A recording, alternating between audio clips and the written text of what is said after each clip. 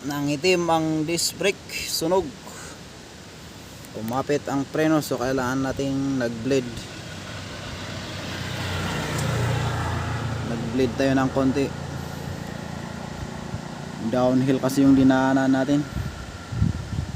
Dito yung nag-low gear, preno na ng preno. Ayun, so nag-bleed na ako. Sunog yung disc brake ko, nangitim. Kapit na kapit. Buti ayos na.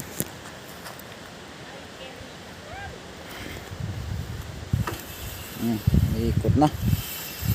Kanina hindi mo maikot eh. Sagad. Dumikit kanina. So ayun, nag-bleed tayo ng konti. Nag-bleed tayo tapos konting pahinga mga kasupremo. Galing mag engine brake pag pasalog, pag downhill mga paps.